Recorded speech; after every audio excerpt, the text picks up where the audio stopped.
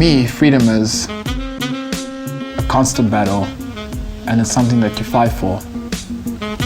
And if it's easy for you in any way, be grateful. And if you can ease that for anyone else, do so.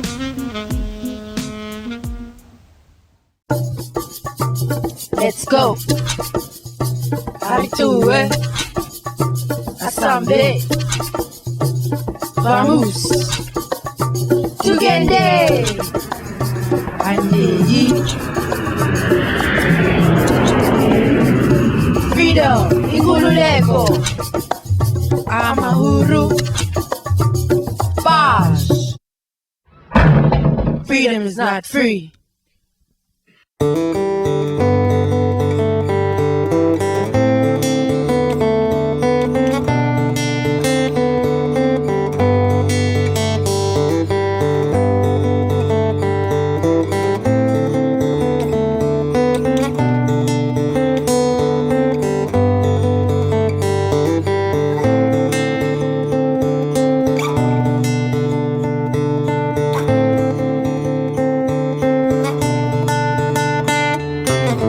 My name is Bruno Sabira, but my friends call me Brinsky, and I'm 24 years old, born in Bujumbura, Burundi.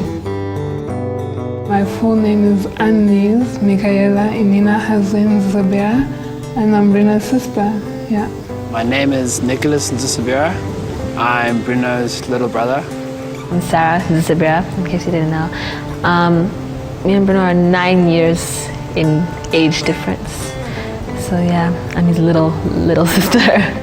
When we got married, people were saying that we're very crazy. That you can't have a family when you're students. My husband Bruno said, but it's not I who will look after this family, it's God. So God sees him.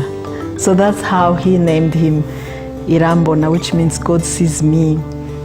Bruno, I think I was named after my dad's best friend. He was a Belgian guy, and apparently he was really good at soccer or something like that. My husband couldn't get over it, that he would always beat him at soccer. So he had kept that name in him. So he said we'll name Bruno, his first son Bruno, so that he also plays soccer like Bruno he knew. And Bruno never really took soccer that serious.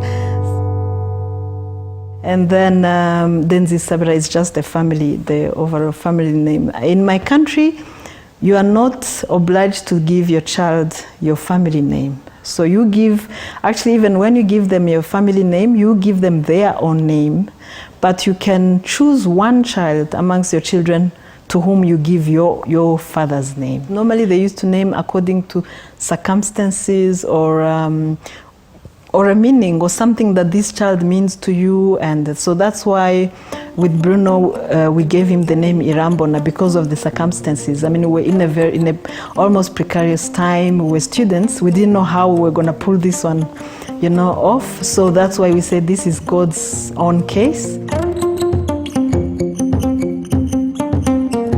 When we came to South Africa, we realized that if you don't have the same surname, then it's hard even for legal prospects, papers and stuff like that. So that's how on all the kids we then added Nzisabira at the end. And so it was Bruno Irambona Nzisabira because of for the purpose of legality in this country. But otherwise at home he was Bruno Irambona.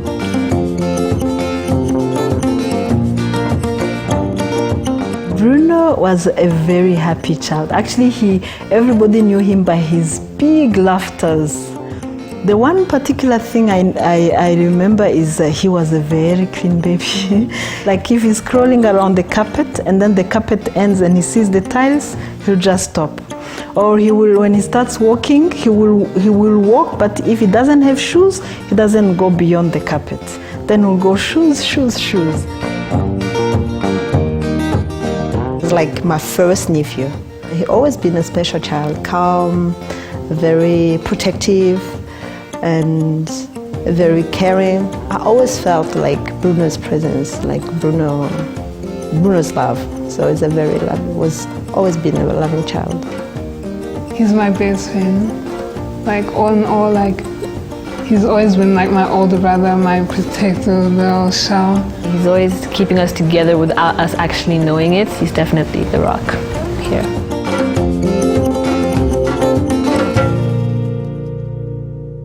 What I remember about my early days in Burundi is driving around in a car, and I recently found out that it was my granddad's car, and he would take me around and around and around, because at the time my parents didn't drive cars or whatever.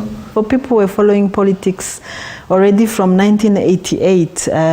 Actually, the year we had our wedding, there had been some troubles in the north. Yes, we eventually found out that it was, I guess, a part of the genocide, and the genocide was obviously certain tribes were at war with each other. They had killed a lot of people we didn't know. They had apparently buried a lot of people, but we didn't really take it seriously until 1993, when the then first elected president was assassinated. And that was quite traumatic, because we lived not too far from the presidential palace, and then most of the shootings was done from down the apartment where we lived. I think at the time I was maybe 3 or 4, and my little sister was really young. The sister kept on crying. She says, I don't like the noise, I don't like this noise. And she says, I only like flowers and I like birds. You know, that was their little sister. Then Bruno will go, don't you worry, Annie, don't you worry, nothing will happen, I'll protect you. For our safety, my dad thought that it would be best to move the family out the country. So we decided to send them to my sister. There was a gentleman that used to help at my parents' house, and I guess like he taught me how to ride a bicycle and all of that. And I remember leaving Burundi and seeing him walking on the side of the road and wondering why he wasn't coming with us wherever we were going. And then she came with them to Italy, and and then they stayed with me.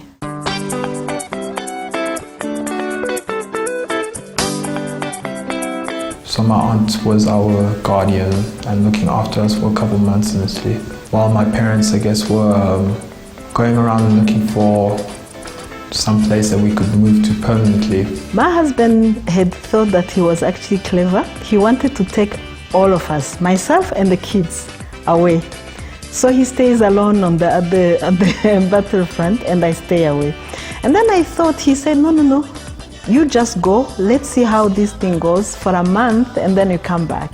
I said, I can't leave you there. I cannot leave you there. I said, the kids are safe here, so I'm coming back. So when I went back, I then realized, I didn't even know, that I was pregnant of my third baby, Nikki.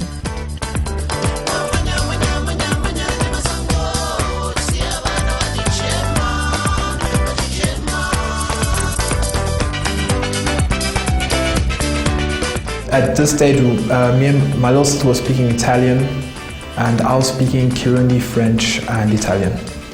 So the language part, I don't think were ever a problem, because they were really, really young. And then, kids learn really fast. We took them when Annie could barely speak. She had just turned 2.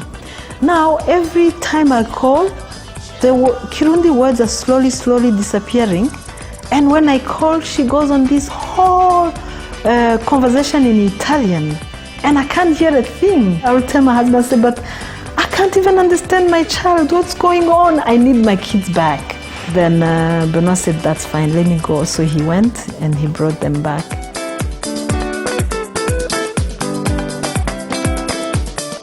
We then flew to Kenya, and in Kenya we stayed a few months or maybe a year max. And that's when my little brother was born. Annie could not understand a thing. Annie had forgotten me. She would be holding onto Bruno's thing. If Bruno sits here, Annie sits here. And if I want to say anything to her, Bruno will have to interpret, to translate for me. And then he will have also to translate whatever she's saying. It was a nightmare. From that point, we moved to South Africa. moved to Johannesburg? Bruno was looking for certain business partners. So a friend of his passed by and said, why don't you come to Southern Africa and check it? So they went to Swaziland. Bruno called me and said, no, Swaziland is a small village, it's like Burundi. So he said, okay, I'm gonna go check Mozambique, but before I go to Mozambique, I'm just going to South Africa. They said it's now free.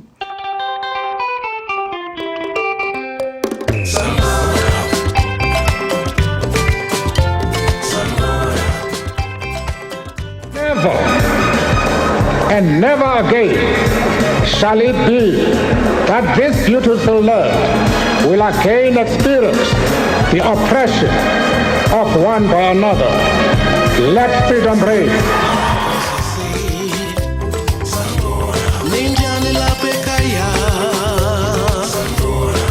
So we came here December 94, I think.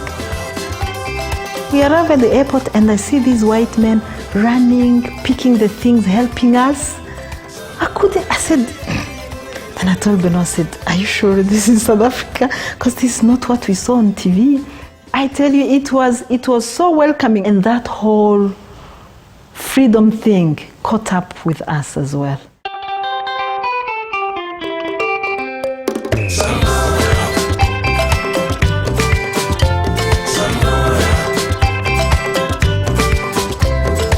We were coming for 1 month holiday, and we've never gone back. Freedom is not free. Freedom is not free. The only house we could afford then was in a place called Jeepistown in Johannesburg. I just remember at the time it wasn't very easy, I guess because my parents were young parents, and at the same time they were just trying to hustle for the family, trying to find a place to live, trying to find maybe schools for us to go to.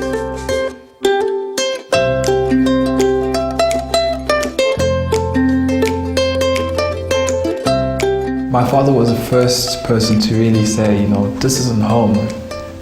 One day we're gonna have to go back home. We're just here because things aren't right at home right now. We came thinking that next month we're home. I couldn't buy curtains for 5 years. I couldn't because I was going home the next few months, When we got to South Africa, I ended up going to, I guess you could call it like maybe grade naught or maybe like first grade or something like that. And I was sent to Holy Family College, I think.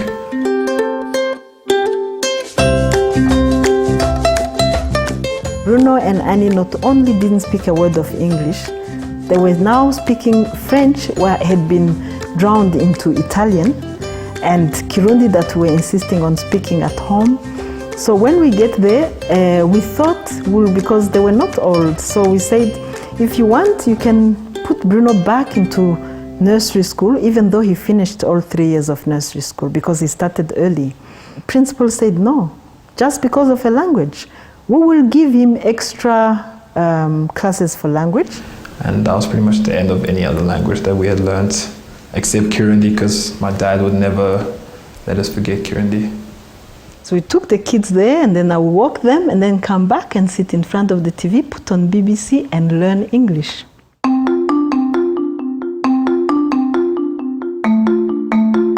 It took a very long time for my dad to really get things going. He just kept working. And that's all I remember. As a little kid, we had at our old house, there was like an office. We had turned one of the rooms into an office. And my dad would sit there for maybe 13, 14, 15 hours. When we arrived here, Bruno thought that he was going to start practicing his law because the venture that had brought us here had not worked. So when he approached a law firm, they told him that he was supposed to do 2 extra years of schooling because the laws are different. And then he said, that's a luxury I cannot afford. He then opened a company that would sell services to Francophone foreigners who will be here. And then there was the Randista show in April. That was my husband's biggest break. He organized that people coming from French-speaking countries come and experience the Rwanda Easter Show and see that actually there is an alternative to Europe in buying goods and stuff like that. So my first job in South Africa was to take care of the Burundian stand at the Rwanda Easter Show. At the show, a representative of the UN came to our stand because of coffee. And then we started talking. And that's how I was introduced into the UN. I think as soon as my mom started working for UNHCR, my parents made the decision to move to Pretoria.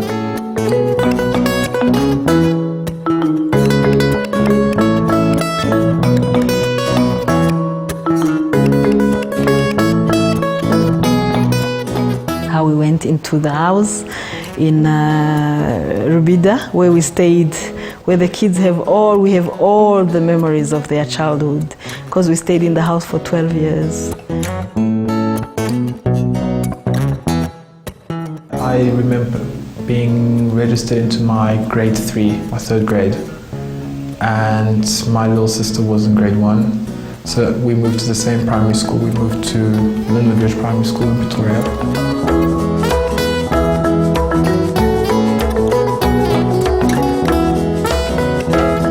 Then I really thought, the black kids hung out with the black kids, the white kids hung out with the white kids.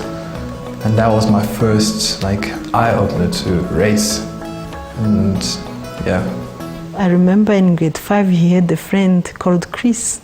He was a great buddy to Bruno, but he would not understand why Chris would not come home when he invites him home. Chris disclosed that afterwards, that he cannot even tell his parents that he has a friend who's black.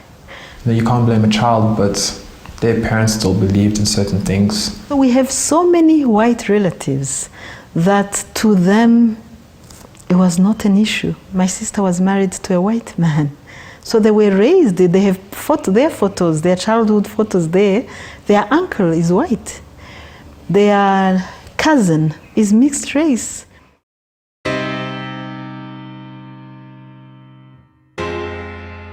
In my 6th grade or 7th grade, we just finished swimming, and I upset a boy. I don't know what I had done, and he called me the K word, and I'd never heard that word in my life. So I went and told one of my friends, and he was a black guy.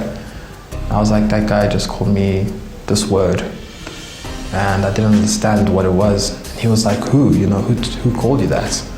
I was like, that guy, what does it mean? It's like, no man, that's just a really racist word. So when he tells me that, I feel like going to deal with that child, and especially deal with the parents, especially telling them how they are the ones putting their kids in jail, because that child, for him to be able to adjust to what's going on, it's going to take him years, I think even for my parents, it was a bit of a shock. I don't think they'd ever been exposed to racism like that.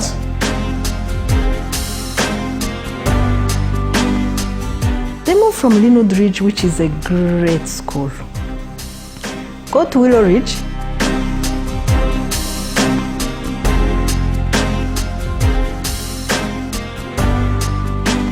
He was bullied by one guy, and then we didn't know. And also he took double blow because he would always be wanting to protect Annie. So my dad decided to move schools. He decided that the best thing for me to do would be to move schools completely and just start afresh. Then he gets to Crawford. There's a huge community of foreign kids, and Bruno blossoms.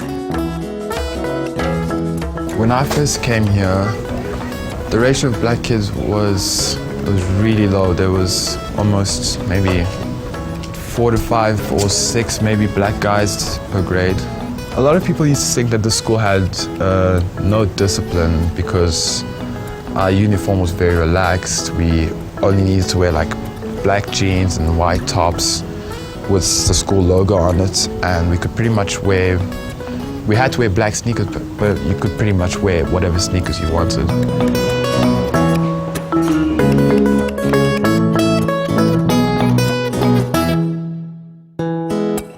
He actually dropped bio in the last year, in grade 12. and picked history in grade 12. To this day, apparently his history teacher in Crawford is still telling the story how he picked history in 1 year and ended up having a distinction in it, doing a 2 years curricula. And the second she found out I was his brother, she immediately told our entire class that story and went on about it for ages. And that's the kind of person that he was in high school. That's the legacy he left behind. In my brother's matric year, there's the equivalent of head boy and head girl, which is the head of the judiciary. And my brother was the first black head of judiciary at the school. That I didn't expect. I wanted it, but I didn't expect it to happen. When I heard my name, I actually just sat in the chair for about another 2 seconds, waiting for someone to get up and walk down. It's one of my proudest moments to this date. That was one of the biggest milestones, I think, for the family. As a family that came into this country with almost nothing.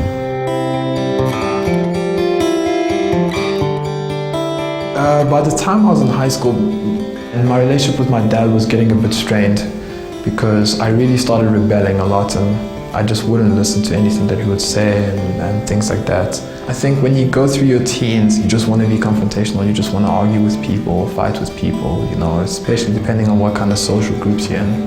At first, Bernard didn't understand it. And also coming from the background of Burundian culture where a child must just do and not question. Then he'll go, you did not do your best in this thing, and this is not acceptable. Then Bruno will go, says who? Then he goes, you dare question me, you know. So they had like 2-3 years of Bruno saying, you're doing this because I said so. And Bruno going, but I can't do just because you say so, I have to understand why. So the skating comes actually to rescue that.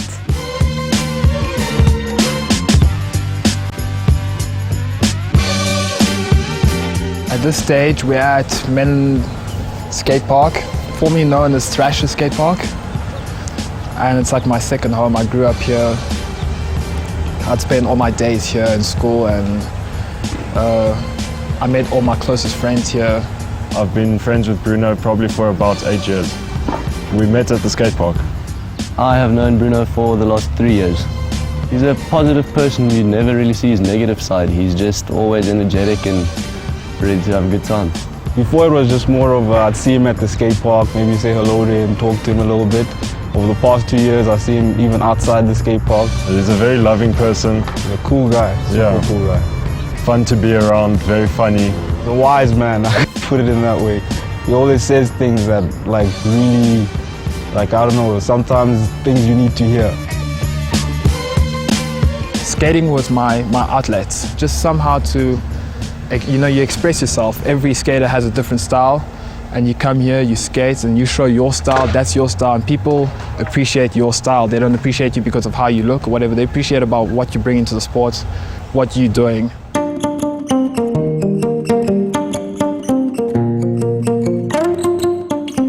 My office got relocated again to Joburg, and the kids, especially Sarah, were still small. So it was either I get someone who is totally dedicated to them, and also in terms of the keeping the culture, the language, and at that time also the home food and everything. That's when Maria now comes in. She was from Burundi and was the first Burundian lady to help out at the house. Freedom is not free. Freedom is not free.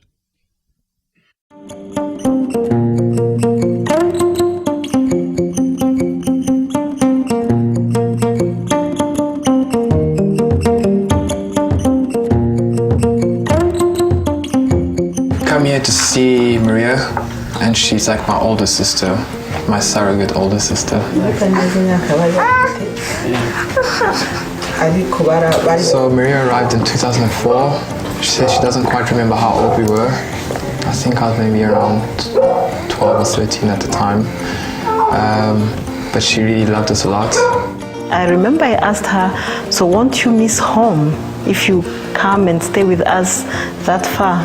Then she tells me, no, I don't have anybody to miss. I'm an orphan. I kept a close eye on us. She was the person that first found cigarettes in my backpack from school. She's the one that taught me Kirundi because we used to read the Bible together in Kirundi. Daddy, kugira ankuri Burundi, yashaka ko abana baguma biga ururimi rwabo. What happened was when my dad first met Maria, he decided to bring us to Africa so that we could learn our language and we could learn how to speak Kirundi. So he told her that no matter what, you have to speak to kids in Kirundi. Regardless, if you'd like to learn English, I'll bring a teacher to the house who will teach you English. I'm actually only finding this out now. I just thought it was one of those things that, that maybe it was just easier to keep speaking Kirundi.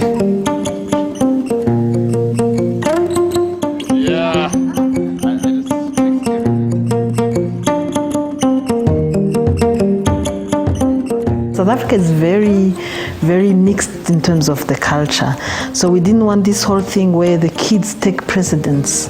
The whole time growing up, our parents only believed in showing respect, humbling yourselves, no matter what, no matter where you come from, just always never look down on anyone.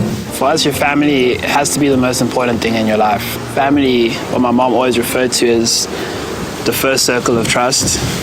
And that's one thing that's my parents told us and my brother demonstrated to us and that we all try to follow.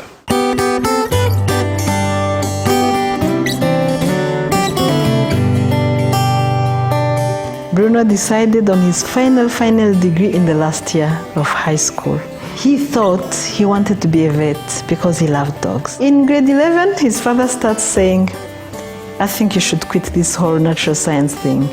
And now, I want him to do natural science, and him, we don't know what he wants to do.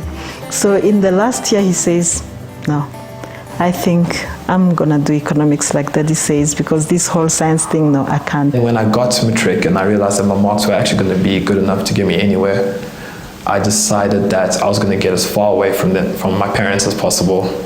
So I told them that I was going to the University of Cape Town, and that's the only university I applied to. I've never been away from him since I was born. It's just okay, what is this thing that you're going to do there that you can't do here type thing. This was the independence and the freedom that I thought I was running away from home to find. After a while, I realized that I was finally grown and I was really expected to be a man and to really be independent, take care of myself, come to varsity, do all my work. And that's something that you don't get in school. In school, you kind of have pressure to do all your work. You have, certain deadlines and you have to go to class. But university, you don't really have to go to class. You don't really have to do anything. It's up to you. You have to take the responsibility.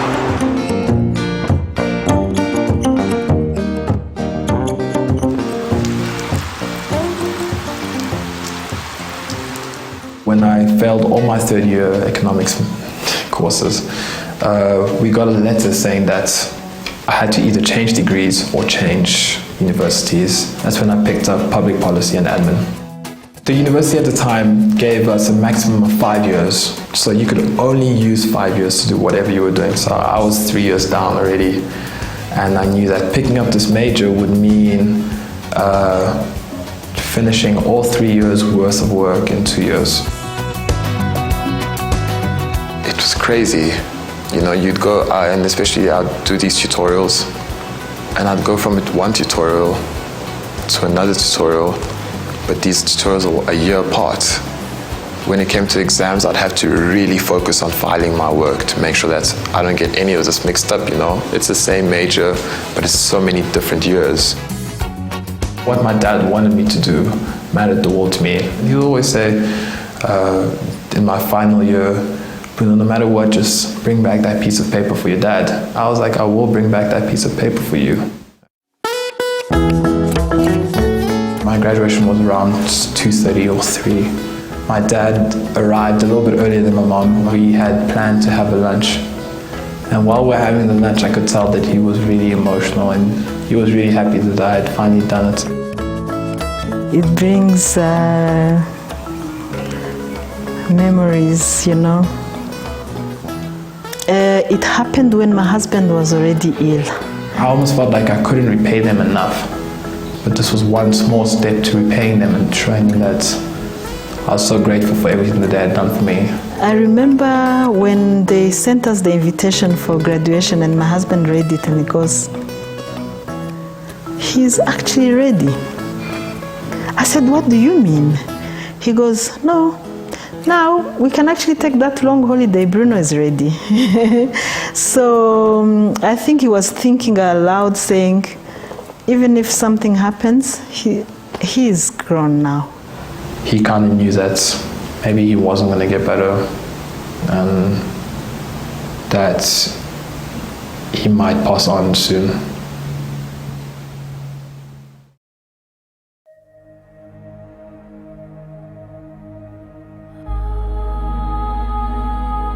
I remember hearing a noise at around 4 o'clock in the morning at my parents' house.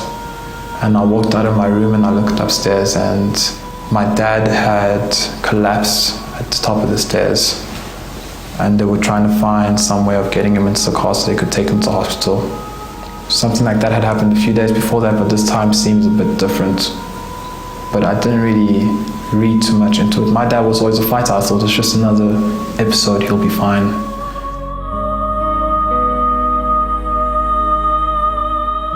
So I was with some friends in the park and we were just hanging out, catching up and all that. And I started getting texts from my mom that we should go to the hospital to pray for my dad.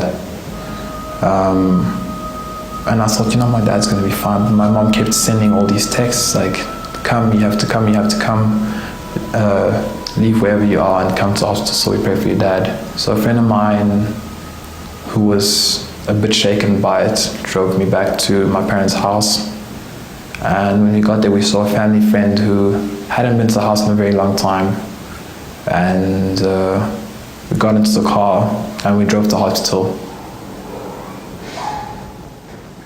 When we got there, he was gone already.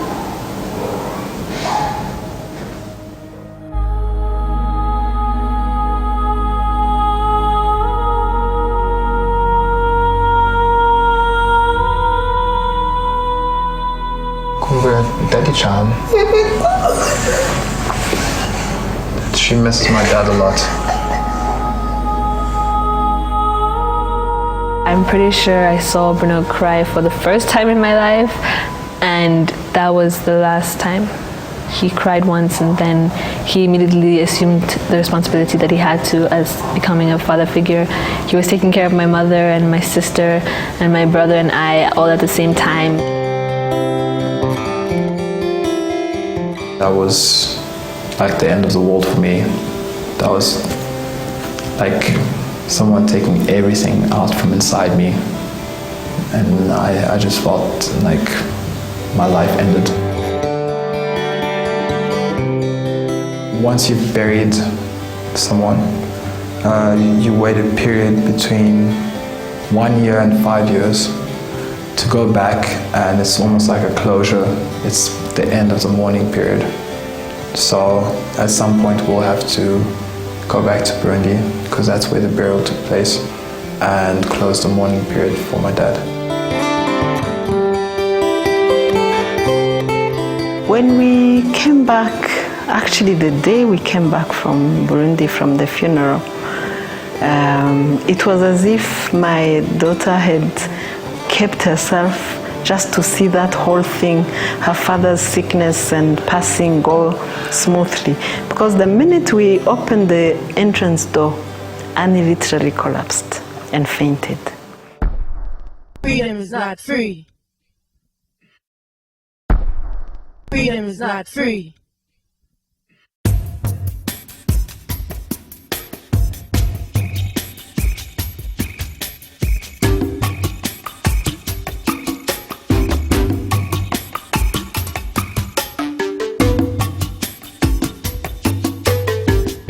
I just saw everything that was happening to my dad, happening to my sister, and it was extremely, extremely terrifying and scary. It's apparently imbalance that happens as soon as a child is born. So it normally is detected between 8 years and the teenage years. And Annie, it was detected very late, at 21 years. It had got into her liver and it had spread all over her liver. So she would need a liver transplant.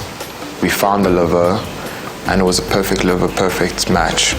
And she got her transplant and spent maybe 3 months recovering in the hospital, and my mom was with her all the time. I had just started working at the UN. I got a contract in November to be like a researcher on the program, working in collaboration with the Department of Public Service here in Pretoria. At that time, I didn't know how the house ran, what was paid, so all that Bruno took care of. We were laughing at him because he worked for 6 months. He had, as a first salary, a very good salary. He never even bought a pair of shoes for himself. So we were laughing at him. Bruno always been protective, like he was the man. He was keeping us all together and then taking care of the younger brothers in this hard moment. Me and my brother were still in school and Nikki was doing matric, so it was like he had to remind us, okay guys, you have to study, you have to be okay. He kept reminding us about education, which was something my dad was always about, but then he started to show us love, and he also got sad sometimes because he understood that was his baby sister. And it must have been tough for him. I never really used to think about how hard it would have been, but he had to deal with everything that we were dealing with, but also be the support system for the house. When we found out that Annie was coming back home, the doctor told us that we had to make sure everything was very clean and make sure that the kitchen was always the cleanest. That was the most important. He came to the hospital and looked at everything the hospital had. And he decided that that's how the house was going to be. I'd always go to the supermarket, buy a whole lot of sanitizers, put one in rooms, And he's always been a bit of a wild child, like running around barefoot and things like that, things I always hated. So I was like, Annie, you can't do that anymore, For this 3 months, you just got to be as clean as possible. They were telling us that normally people do get minor infections and stuff. She didn't have any of that. Thank God that Bruno is so almost paranoid about hygiene, because it helped that critical time of our life.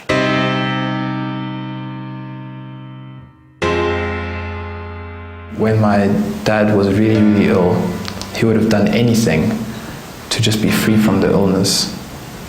But to be free from the illness, he had to leave the earth, which was, it came at a price for us emotionally. And I think freedom is never really free.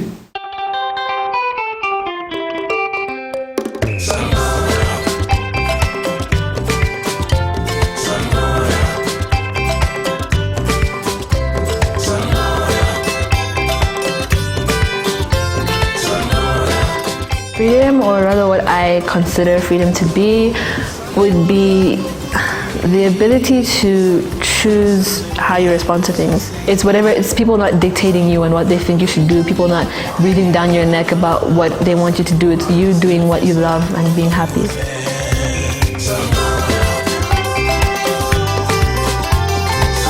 South Africa, in terms of democratic, in terms of owning the democratic space, is doing way, way better than many countries on the continent. And I think the youth is doing even much better. We do definitely make use of the rights that we do have, but also take them for granted. Everybody has the right to a free and fair and equal education, so why not make use of the opportunity? I look at my little sister who's going to, an academy that encourages kids to live in Africa and work in Africa and and build Africa, and that's freedom. I'm Ipileng Mutuba. Bruno is my best friend in the whole world. I'm 23 and I'm stuck in the time between people who have been freed from apartheid and people who don't really understand what went on. So it's a bit difficult for me because like people would like to be angry still, but because we didn't go through it, you don't really know where you stand within society, you know? We've grown up and we were allowed to be friends, we were allowed to come and skate here. In a sense, you feel like there is a democracy because you are free. You can do just about almost anything you want, but I feel, I don't know, to me, in the world we live in, there's still lots of restrictions that we have. We do mingle a lot, we do intermix, but yeah, there's still the presence of separation. I remember this time, it was me, Bruno, and this other guy, Kumo. He's also black, and Byron. So Byron's the only white guy. And we walk into a place that's filled with white people. And you can just see everyone just looking at us like this is a weird combination. So every once in a while you get things like that. And it's just been really lucky that I've been able to meet so many different types of people because I don't really see color or anything. I'm about integration.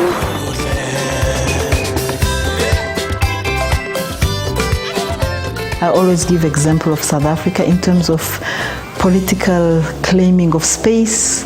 It's great, it's very well utilized, and it should be used everywhere else. The funniest one is when you hear for how long the toll roads have been made to stall because of some citizens who just decides that they have a say in whatever.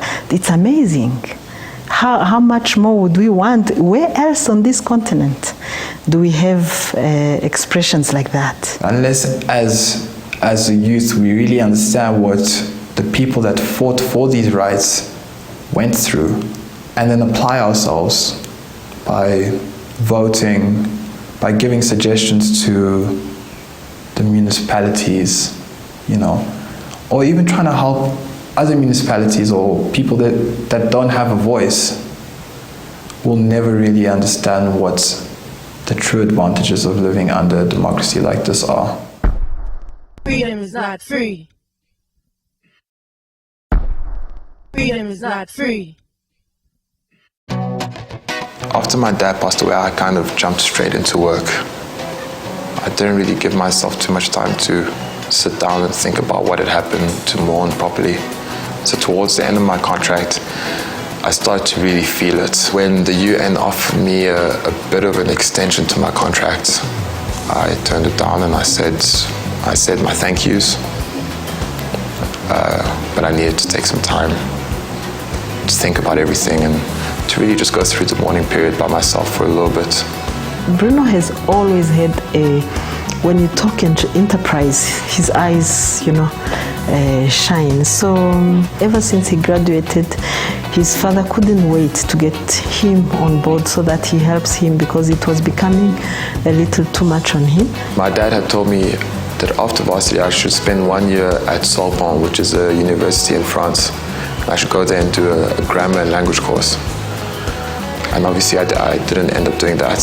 Most of his businesses were in the West Africa and in Burundi. And both countries are very francophone and the culture is very different. And these kids, you know, whether we like it or not, have grown with this Anglo-Saxon culture. So I think that's the only thing that we'll need to adjust. For a company that's predominantly French, you can't go there only speaking English.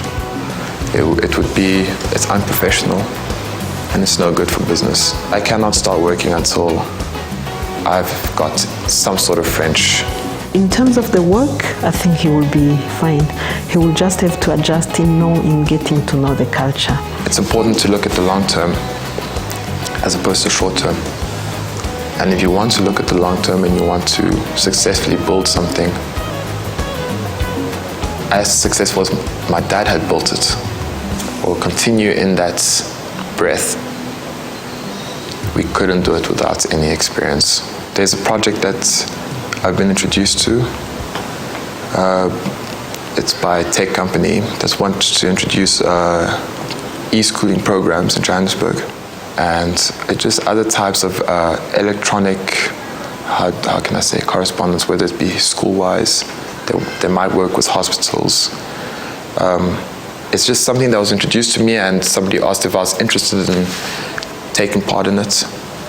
And I thought that it would be something good to get into, because it's almost a very entrepreneurial effort. It's a startup, which is good.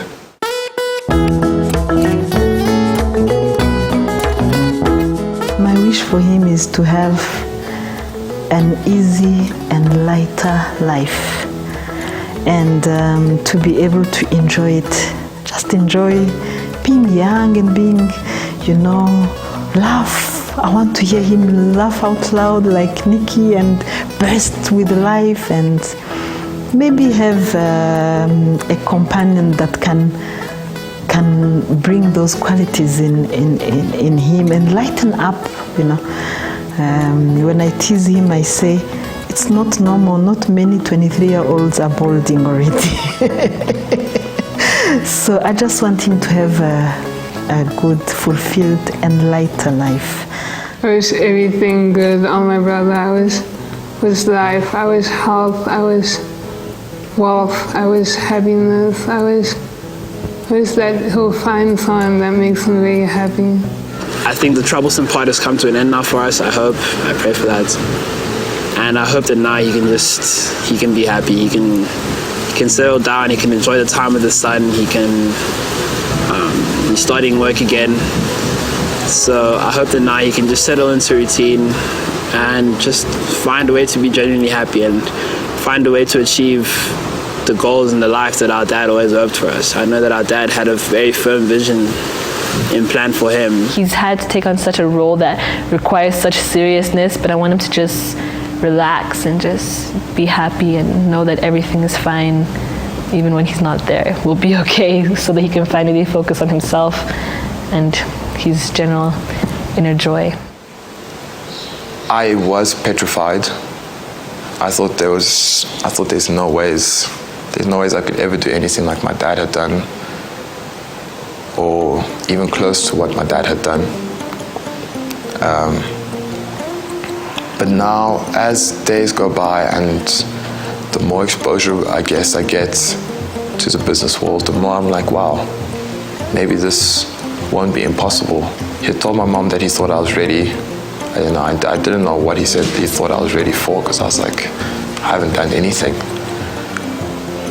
But I guess he knew that I'm willing to learn, and I've watched him work all my life. So I guess with those things, he thought he won't do too bad. He'll be fine.